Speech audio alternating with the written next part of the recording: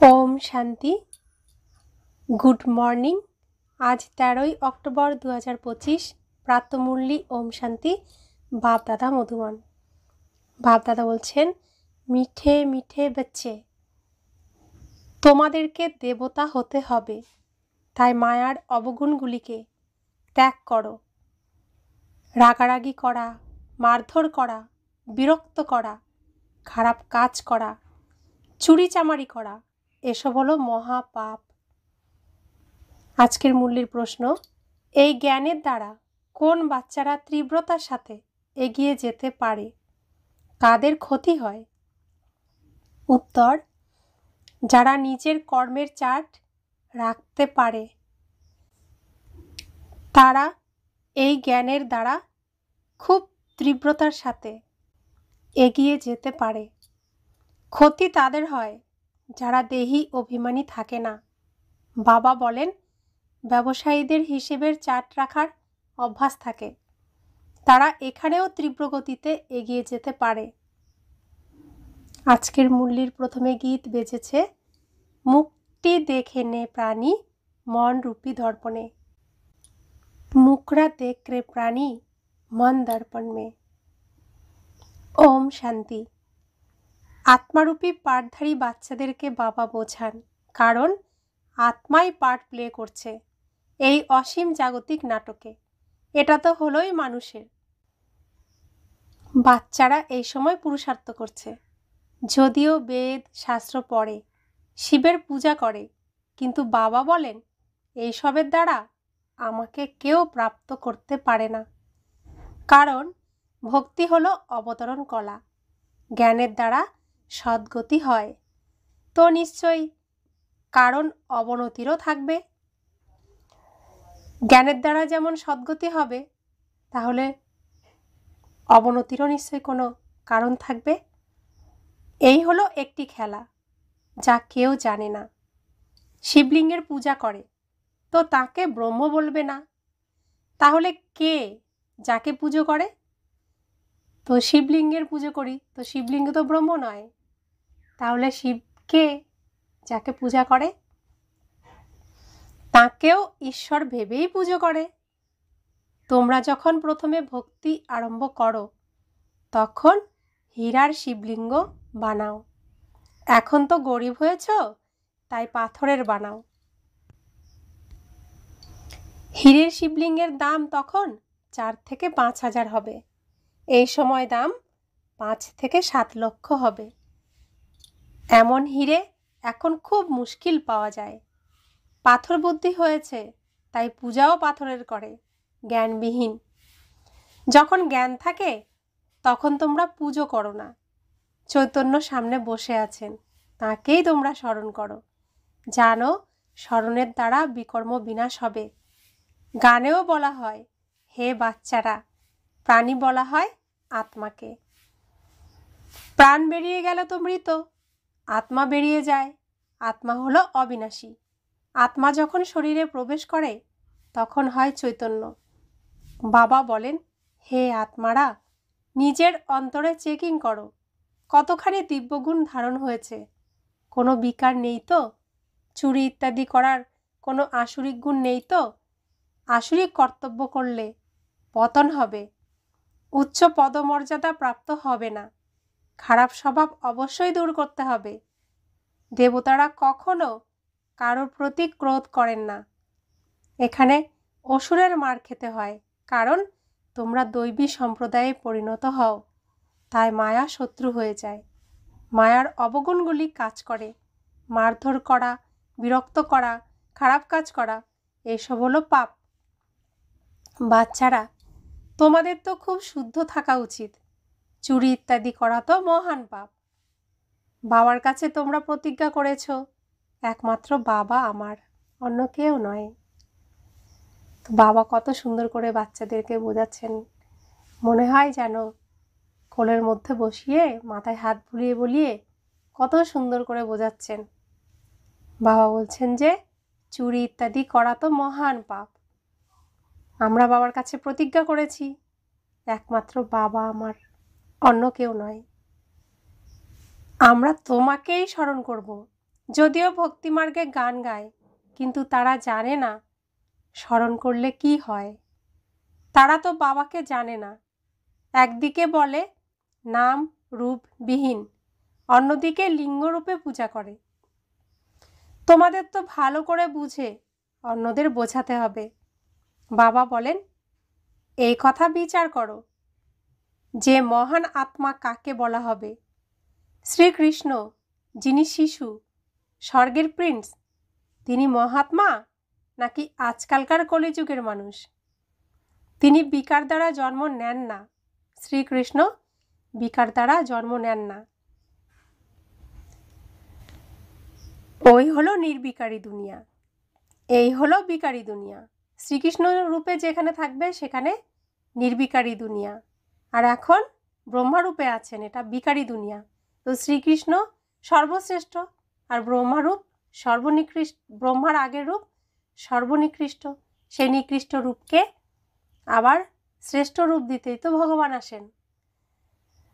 তো ব্রহ্মার নির্বিকারী রূপ শ্রীকৃষ্ণ, ব্রহ্মার বিকারী রূপ এই লাস্ট অন্তিম জন্মের এই রূপ ব্রহ্মারূপ। তো শ্রীকৃষ্ণ রূপ হলো শিশু অবস্থা, ব্রহ্মারূপ হলো বৃদ্ধ অবস্থা। আমাদের প্রত্যেকের জীবনেও এই ঘটনা ঘটে। আমরাও শিশু অবস্থায় শ্রীকৃষ্ণের রূপে গোপাল রূপেই থাকি, বৃদ্ধ অবস্থায় ব্রহ্মা রূপেই থাকি। বাবা বলছেন, ওই হলো নির্বিকারী দুনিয়া, এই হলো বিকারী দুনিয়া। তো হিরো শ্রীকৃষ্ণ, তার নির্বিকার অবস্থা যখন, তখন দুনিয়া নির্বিকারী দুনিয়া। তার যখন বিকারী অবস্থা, তখন তার দুনিয়া, এই দুনিয়ায় তখন বিকারী দুনিয়া। নির্বিকারীকে অনেক টাইটেল দেওয়া যেতে পারে, বিকারীকে কি টাইটেল দেওয়া হবে? শ্রেষ্টাচারী তো একমাত্র বাবা বানান। বাবা হলেন সর্বোচ্চ এবং সব মানুষ হলো পাঠধারী। অতএব পাঠ প্লে করতে তো অবশ্যই আসতে হবে। সত্যযুগ হলো শ্রেষ্ঠ মানুষের দুনিয়া। সত্যযুগ শ্রেষ্ঠ যুগ, শ্রেষ্ঠ মানুষের যুগ। সেখানে পৌঁছাতে গেলে শ্রেষ্ঠ কর্ম করতে হবে। তো সত্যযুগ আসার আগেই শ্রেষ্ঠ কর্ম করতে হবে, তারপরে আমরা সেই শ্রেষ্ঠ স্থানে পৌঁছাতে পারব। সেখানে মায়ার আবরণ নেই, সেখানে কোনো তমগুণী পশুও থাকে না। তোমরা কি জানো ময়ূর পাখির বিকার দ্বারা সন্তান জন্ম হয় না? ময়ূরের অশ্রু ময়ূরই ধারণ করে, রাষ্ট্রীয় পক্ষী বলা হয়। সত্যযুগেও বিকারের নাম নেই। ময়ূরের পালক প্রথম নম্বরের প্রিন্স হলেন শ্রীকৃষ্ণ, তার মাথায় লাগানো হয়। ময়ূরের পালক প্রথম নম্বরের প্রিন্স শ্রীকৃষ্ণ, তার মাথায় লাগানো হয়। কিছু তো রহস্য আছে, তাই না? এই যে ময়ূর পাখা লাগানো হয় শ্রীকৃষ্ণের মুকুটে, এর রহস্য তো কিছু আছে। সুতরাং বাবা এইসব কথা রিফাইন করে বোঝান। তো ময়ূরের জন্ম হয় পবিত্রতার দ্বারা, শ্রীকৃষ্ণের জন্মও হয় পবিত্রতার দ্বারা। তাই ময়ূর পাখা শ্রীকৃষ্ণের মাথায় দেখানো হয় পবিত্র জন্মের প্রতীক হিসাবে। পবিত্র দুনিয়ায় সেখানে সন্তান জন্ম হবে কিভাবে সে কথা তো তোমরা জানো। সেখানে বিকার নেই। বাবা বলেন, তোমাদের দেবতায় পরিণত করি, তাই নিজের সম্পূর্ণ চেকিং করো। পরিশ্রম না করলে বিশ্বের মালিক হতে পারবে না। যেমন তোমাদের আত্মা হলো বিন্দু, তেমন বাবাও হলেন বিন্দু। এতে সংশয়ের দরকার নেই। কেউ বলে দেখব, বাবা বলেন যারা দেখেছে তোমরা তো তাদের পুজো করো, লাভ তো কিছুই হয়নি। এখন যথার্থ রীতি আমি বুঝিয়ে দিচ্ছি। আমার মধ্যে সম্পূর্ণ পাঠ ভরা আছে। আমি সুপ্রিম সোল, সুপ্রিম ফাদার। কোনো সন্তান নিজের লৌকিক পিতাকে এমন বলবে না, একজনকেই বলা হয়। সন্ন্যাসীদের তো সন্তান নেই যে কেউ পিতা বলবে। ইনি হলেন সর্ব আত্মাদের পিতা, যিনি অবিনাশী উত্তরাধিকার প্রদান করেন। তাদের তো কোনো গৃহস্থ আশ্রম নেই, সন্ন্যাসীদের কোনো গৃহস্থ আশ্রম নেই। বাবা বসে বোঝান, তোমরাই 84 জন্ম ভোগ করেছ। সর্বপ্রথমে তোমরা শতপ্রধান ছিলে, পরে নিচে নেমেছ। এখন কেউ নিজেকে সুপ্রিম বলবে না, এখন তো সবাই নীচ ভাবে। এখন প্রত্যেকেই নিজেকে নীচ, অধম, পাপী ভাবে। বাবা বারবার বোঝান, মুখ্য কথা হলো যে নিজের মনের অন্তরালে দেখো যে আমার মধ্যে কোনো বিকার নেই তো। রোজ রাতে কর্মের চার্ট লেখো। ব্যবসায়ীরা নিয়মিত চার্ট লেখে, সরকারি কর্মচারী চার্ট লিখতে পারবে না, তাদের তো মাসে নির্দিষ্ট বেতন থাকে। এই জ্ঞান মার্গেও ব্যবসায়ীরা তীক্ষ্ণ হয়ে যায়, শিক্ষিত অফিসাররা অত হয় না। ব্যবসায় আজ 50 তো কাল 60 রোজগার হবে, কখনো ক্ষতিও হবে। সরকারি কর্মচারীদের ফিক্স থাকে। এই উপার্জনে দেহি অভিমানী হয়ে না থাকলে ক্ষতি হয়ে যাবে। মাতারা ব্যবসা ইত্যাদি করে না, তাদের জন্য তো খুবই সহজ। কন্যাদের জন্যও খুব সহজ, কারণ মাতাদের তো সিঁড়ি বেয়ে নিচে নামতে হয়, তাদের বলিহারি যারা এমন পরিশ্রম করে। কন্যারা তো বিকারগ্রস্ত হয় না, তাহলে ত্যাগ করার প্রশ্ন নেই। পুরুষদের পরিশ্রম করতে হয়, পরিবারের রক্ষণাবেক্ষণ করতে হয়। সিঁড়ি বেয়ে যেমন উঠে থাকে ততটাই নিচে নামতে হয়। ক্ষণে ক্ষণে মায়া চড় মেরে ফেলে দেয়। এখন তোমরা বিকে হয়েছ, কুমারীরা হয় পবিত্র। তোমরা এখন ব্রহ্মাকুমারী হয়েছ, কুমারীরা হয় পবিত্র। সবচেয়ে বেশি থাকে স্বামীর সঙ্গে প্রেম। তো বাবা বলছেন তোমরা তো এখন ব্রহ্মাকুমারী হয়েছ, তো মেয়েদের সব থেকে বেশি প্রেম থাকে স্বামীর সঙ্গে। বাবা বোঝাচ্ছেন প্রেম কিভাবে করতে হয়। তোমাদেরকে তো স্বামীদের স্বামীকে, পরমাত্মাকে স্মরণ করতে হবে। তো স্বামীর সঙ্গে যদি সব থেকে বেশি প্রেম থাকে, তো স্বামীরও যিনি স্বামী তার সঙ্গে আরও বেশি প্রেম থাকবে। তো বাবা বলছেন, আমি তো তোমাদের স্বামীরও স্বামী, তাহলে আমার সঙ্গে কত প্রেম থাকা উচিত। অন্য সব কিছু ভুলে যেতে হবে। তো স্বামীদেরও স্বামীকে, পরমাত্মাকে স্মরণ করতে হবে। মা বাবার মোহ থাকে সন্তানের প্রতি, সন্তান তো জানে না। বিবাহ ইত্যাদির পরে মোহ হওয়া শুরু হয়। প্রথমে স্ত্রী প্রিয় অনুভব হয়, তারপরে বিকারগ্রস্ত হওয়া শুরু হয়। কুমারী নির্বিকারী থাকলে পুজো করা হয়। তোমাদের নাম হলো বিকে, ব্রহ্মাকুমারী। তো তোমরাও এখন কুমারী হয়েছ, তো এই কুমারিত্বকে ধরে রাখলে তোমরাও পুজো পাবে। তোমরা মহিমার যোগ্য হয়ে পূজনীয় হয়ে যাও। তোমাদের শিক্ষকও হলেন বাবা। তাই বাচ্চারা, তোমাদের কতখানি নেশা থাকা উচিত। আমরা হলাম স্টুডেন্ট, ভগবান নিশ্চয়ই ভগবান ভগবতী বানাবেন। শুধু বোঝানো হয় ভগবান হলেন এক, বাকি সবাই হলো ভাই ভাই, অন্য কোনো কানেকশান নেই। প্রজাপিতা ব্রহ্মা দ্বারা রচনা করা হয়, তারপরে বৃদ্ধি হয়। আত্মাদের বৃদ্ধি বলা হবে না, বৃদ্ধি তো মানুষের হয়। আত্মাদের তো সীমিত সংখ্যা আছে, অনেকে আসতে থাকে। যতক্ষণ ওইখানে আছে আসতেই থাকবে, বৃক্ষটি বাড়তেই থাকবে, এমন নয় শুকিয়ে যাবে। বটবৃক্ষের সঙ্গে এই বৃক্ষের তুলনা করা হয়, ফাউন্ডেশন নেই, যদিও সম্পূর্ণ বৃক্ষটি দাঁড়িয়ে আছে। তোমাদেরও এমনই আছে, ফাউন্ডেশন নেই, যদিও কিছু কিছু চিহ্ন আছে। তো ফাউন্ডেশন হলো কি? গাছের গুঁড়ি হলো সনাতন ধর্ম, দেবী দেবতা ধর্ম, যে ধর্ম এখন নেই। এখন আসরিক ধর্ম, তাই দেবী দেবতা ধর্ম নেই। যারা দেবী দেবতা ছিল তারা হয়ে গেছে হিন্দু। এখন সনাতন ধর্ম আমাদের আবার গ্রহণ করতে হবে, আমাদেরকে আবার দৈবিগুণ ধারণ করতে হবে, দেবী দেবতা ধর্মে আসতে হবে। তো বাবা বলছেন দেবী দেবতা ধর্মের, সনাতন ধর্মের ফাউন্ডেশন নেই, যদিও কিছু কিছু চিহ্ন রয়েছে, যেমন দেবী দেবতার মূর্তি, ছবি, এগুলো চিহ্ন। এখনো পর্যন্ত মন্দির নির্মাণ করতেই থাকে। মানুষ জানে না দেবতাদের রাজ্য কবে ছিল, তারপরে কোথায় গেল। এই নলেজ শুধুমাত্র তোমাদের অর্থাৎ ব্রাহ্মণদের আছে। মানুষ জানে না পরমাত্মার স্বরূপ হলো বিন্দু। গীতায় লেখা আছে ভগবান হলেন অখণ্ড জ্যোতি স্বরূপ।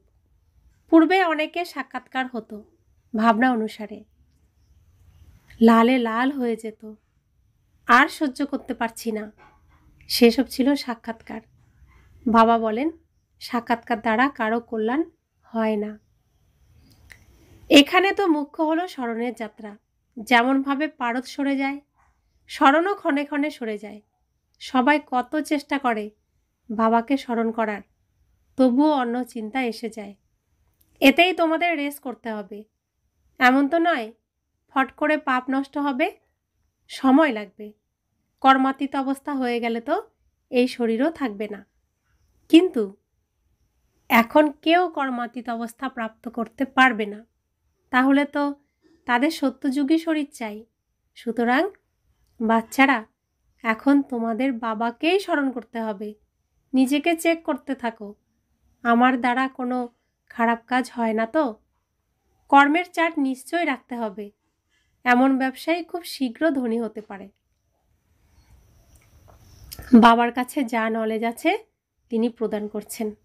বাবা বলেন আমার আত্মায় এই জ্ঞান ভরা আছে। তোমরা সব কথা সেরকমই বলবে যা কল্প পূর্বে জ্ঞান প্রদান করেছিলাম। বাচ্চাদেরকেই বোঝাবেন, অন্যরা কিছু জানে না। তো যারা শিব বাবাকে পিতারূপে স্বীকার করেছেন, নিজেকে আত্মারূপে মনে করেছেন, বিশ্বাস করেছেন, তারাই শিব বাবা পরম পিতা পরম আত্মাকে পিতারূপে স্বীকার করেছেন। আর বাবা শুধুমাত্র যারা তাকে আত্মা পিতারূপে স্বীকার করেছেন, নিজেকে আত্মা বিশ্বাস করেছেন, তাদের শুধু বোঝাবেন বাবা। আর যারা নিজেদের দেহ মনে করে তারা তো কিছু জানে না। তোমরা এই সৃষ্টিচক্রের কথা জানো, এতে সব অ্যাক্টরদের পার্ট ফিক্স আছে, কোনো পরিবর্তন হওয়া সম্ভব নয়, কোনো ছাড়ও নেই। হ্যাঁ, অন্য সময়ে মুক্তি পাওয়া যায়। তোমরা হলে অলরাউন্ডার। 84 জন্মগ্রহণ করো। বাকিরা সবাই নিজ ধামে থাকবে, তারা পরে আসবে। যারা মোক্ষ প্রাপ্তি করতে চায় তারা এখানে আসবে না, তারা সব শেষের দিকে চলে যাবে। জ্ঞান কখনো শুনবে না, মশার মতন আসে আর যায়। তোমরা তো ড্রামা অনুযায়ী পড়াশোনা করো, জানো যে বাবা 5000 বছর পূর্বেও এমন রাজ্যকে শিক্ষা দিয়েছিলেন। তোমরা আবার অন্যদের বোঝাও যে শিব বাবা এমন বলেন। এখন তোমরা জানো আমরা কতখানি উঁচুতে ছিলাম, বর্তমানে কতখানি নিচে নেমে গেছি। বাবা পুনরায় উচ্চ স্বরূপ প্রদান করেন। অতএব এমন পুরুষার্থ করা উচিত, তাই না? আমরা কত নিচে নেমেছিলাম, কি না কি ভাবতাম, কি না কি বলতাম, কি না কি খেতাম, কোথায় না কোথায় যেতাম। না জানার কারণে ভগবানের কাছে না গিয়ে এখানে ওখানে ধাক্কা খেতাম। বাবা আমাদেরকে সার্চ লাইটের দ্বারা খুঁজেছেন, খুঁজে তার বানিয়েছেন, তার কোলে নিয়েছেন, তারপর পুনরায় উচ্চ স্বরূপ প্রদান করেন। অতএব এমন পুরুষার্থ করা উচিত, তাই না? তো আমরা একদম নিচে নোংরার মধ্যে নেমে গেছিলাম, কাদায় নেমে গেছিলাম, সম্পূর্ণ কাদা মেখে কালো হয়ে গেছিলাম। বাবা সেই কাদা সহই আমাকে কোলে তুলেছেন, আমাকে সম্পূর্ণ সাদা বানাচ্ছেন, কালোর থেকে সাদা বানাচ্ছেন। তো এমন পুরুষার্থ তো এখন করা উচিত। বাবা আমাকে সাদা বানাচ্ছেন, আমি আর কালো হব না, আমাকেও নিজেকে সাদা বানাতে হবে। এখানে তোমরা আসো রিফ্রেশ হতে, মধুবনে আমরা যাই রিফ্রেশ হতে। এর নামই হলো মধুবন। তোমাদের কলকাতা বা মুম্বাইতে তো মুরলি পড়ানো হয় না, মধুবনেই মুরলি বাজে। মুরলি শোনার জন্য বাবার কাছে আসতে হবে রিফ্রেশ হতে। নতুন নতুন পয়েন্টস বাবা দিতে থাকেন, সামনে বসে শুনলে তোমরা অনুভব করো অনেক তফাৎ আছে।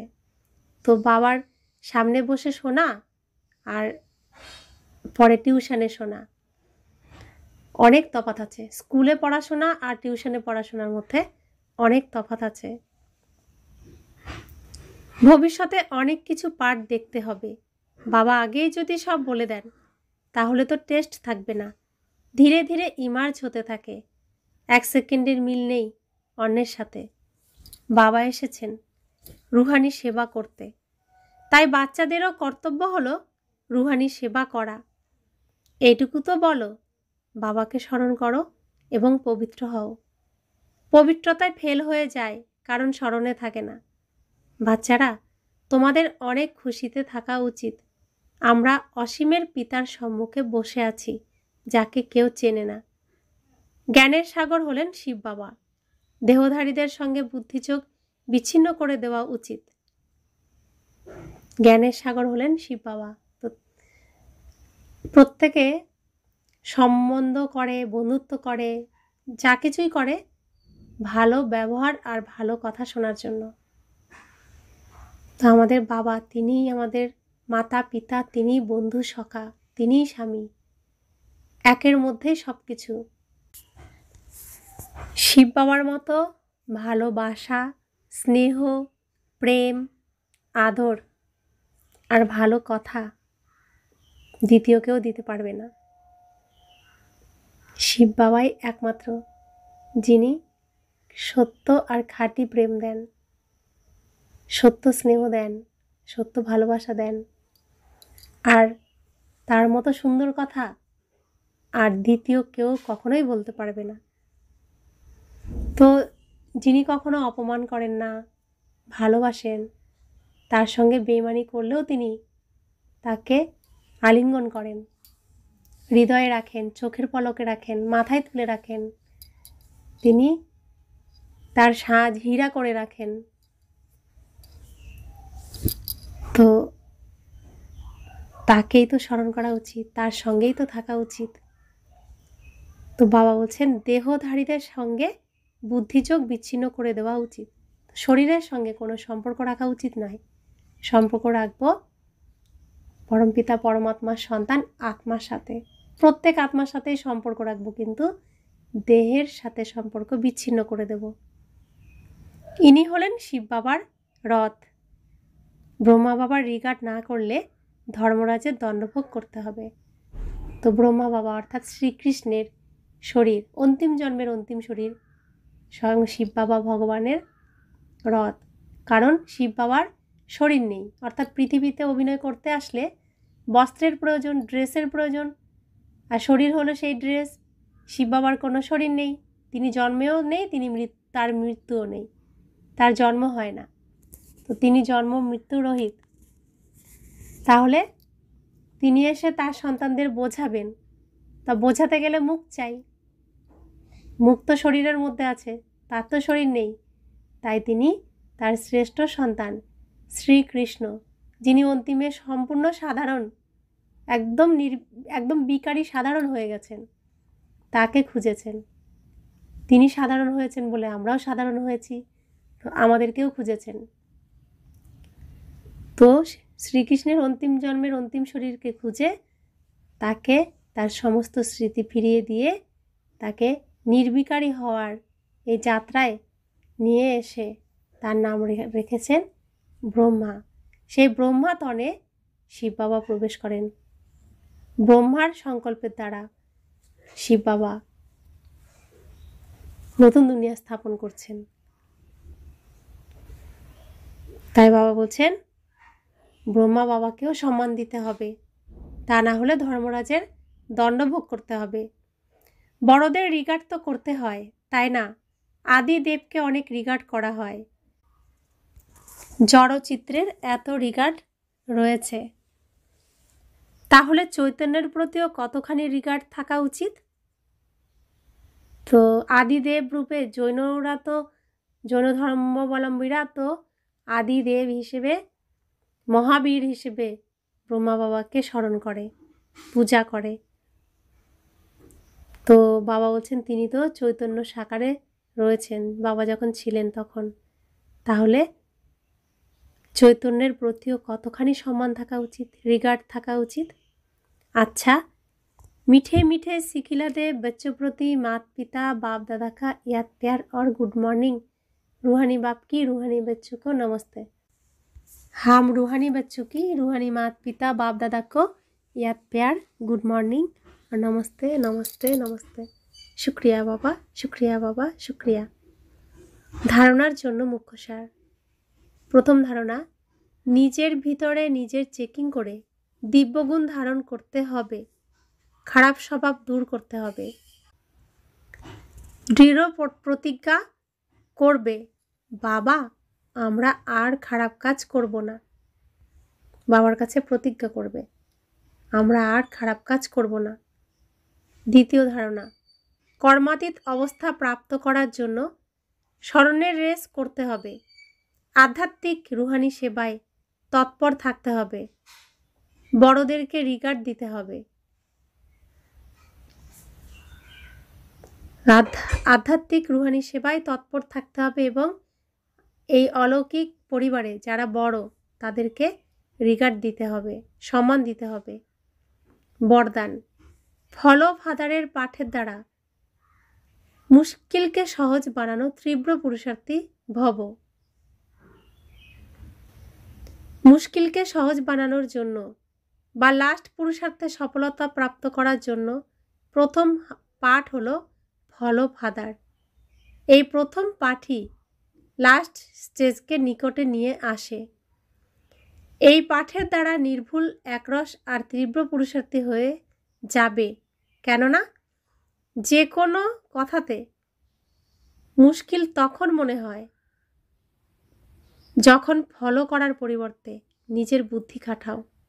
এর দ্বারা নিজেরই সংকল্পের জালে ফেসে যাও আর তারপর সময়ও লেগে যায়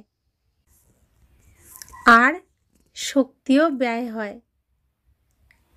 যদি ফলো করতে থাকো তাহলে সময় আর শক্তি দুটোই বেঁচে যাবে, জমা হয়ে যাবে। এই পৃথিবীতে এখন চলছে কষ্টের সিন, দুঃখের সিন, খারাপ সিন। তো বাবা বলছেন এখানে তোমরা অন্যেরা খারাপ ভাববে, তোমরা ভাববে শুভ। তোমরা শুভ ভাববে তো শুভ দুনিয়ার সৃষ্টি হয়ে যাবে। তো শাস্ত্রে রক্তবীজ দেখানো হয়েছে, সে রক্তবীজ হলো খারাপ চিন্তা, খারাপ ভাবা। এখনকার দুনিয়ায় মানুষ খারাপ ভাবতেই থাকে আর ভাবনার দ্বারা, সংকল্পের দ্বারাই সৃষ্টি রচনা হচ্ছে। এখন মাটি উর্বর, খারাপ বীজ বপন করলেও তার চারা বের হবে, ফল পাওয়া যাবে। তাই দেবী শক্তির কালী রূপ দেখানো হয়েছে, খারাপের গলা কেটে, খারাপ সংকল্পের গলা কেটে দিয়ে তাকে শেষ করার চেষ্টা করা হয়েছিল, কিন্তু এর বিনাশ হয় না। যতগুলি খারাপের ফোঁটা পড়বে ততগুলোই চারা হয়ে যাবে। তো সেই জন্য কালী রূপে একটা ফোঁটাও নিচে পড়তে দেওয়া হয় না, প্রত্যেকটা খারাপ সংকল্পকে নিজে খেয়ে ফেলছে, নিজের ধারণ করছে। তো আমরা সেই দেবী, আমাদের সৃষ্টি করেছেন স্বয়ং ভগবান শিব বাবা। আমরাও সমস্ত খারাপ সংকল্পকে এইভাবে নিজে সমাপ্ত করব, একটাও মাটিতে পড়তে দেব না। অর্থাৎ একটা খারাপ সংকল্পকেও আমরা টিকতে দেব না, শেষ করে ফেলব শুভ সংকল্পের দ্বারা। তো প্রত্যেকের জন্য শুভ সংকল্প। আমি আত্মাকে শুদ্ধ পবিত্র বানানোর জন্য শিক্ষা দিচ্ছেন কে? শিব বাবা। শরীরকে কিভাবে চালাতে হবে তার শিক্ষা দিচ্ছেন কে? ব্রহ্মা বাবা। শিব বাবা ব্রহ্মা বাবার দ্বারা আমাদের শিক্ষা দিচ্ছেন। তাই বলছেন ফলো ফাদার। শরীরের জন্য ফলো করতে হবে ব্রহ্মা বাবাকে, আত্মার জন্য ফলো করতে হবে শিব বাবাকে। স্মরণ শিব বাবাকে, অনুসরণ ব্রহ্মা বাবাকে অর্থাৎ শ্রীকৃষ্ণকে। তো বাবা বলছেন সেজন্য সফলতা প্রাপ্ত করার জন্য প্রথম পাঠ হলো ফলো ফাদার। এই প্রথম পাঠটি লাস্ট স্টেজকে নিকটে নিয়ে আসে।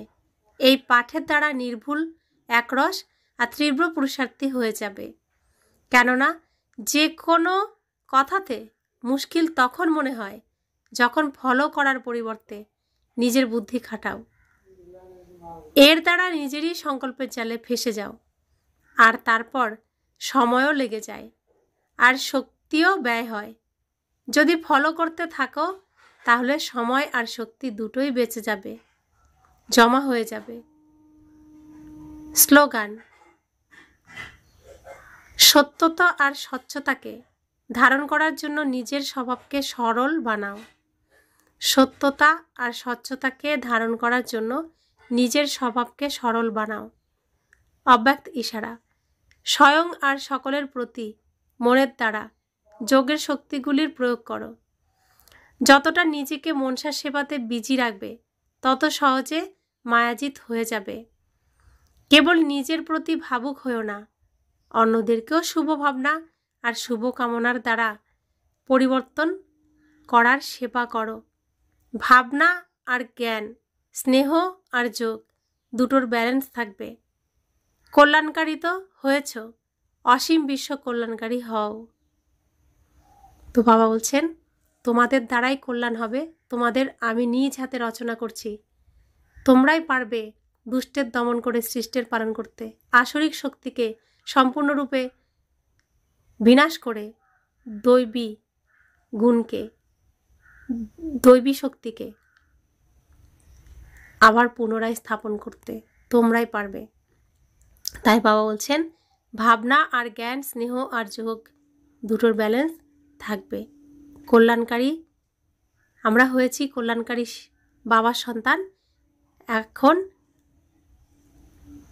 অসীম বিশ্ব কল্যাণকারী হও। এখন সম্পূর্ণ বিশ্বের কল্যাণ করতে হবে। সব জায়গায় গিয়ে কল্যাণ করতে হবে মনসা দ্বারা, মনের দ্বারা। তো সব জায়গায় মনসা সেবার এই সেবা ছড়িয়ে দাও, তাহলেই আমরাও কর্মাতীত অবস্থা তাড়াতাড়ি প্রাপ্ত করব এবং এই স্টেজও তাড়াতাড়ি নতুন হয়ে উঠবে, সত্যযুগ হয়ে উঠবে। আর যত তাড়াতাড়ি আমাদের কার্য সম্পন্ন হবে তত তাড়াতাড়ি আমরা আমাদের সেই স্বপ্নের জায়গায় পৌঁছে যাব, সেই স্বর্গে, সেই বৈকুণ্ঠে পৌঁছে যাব।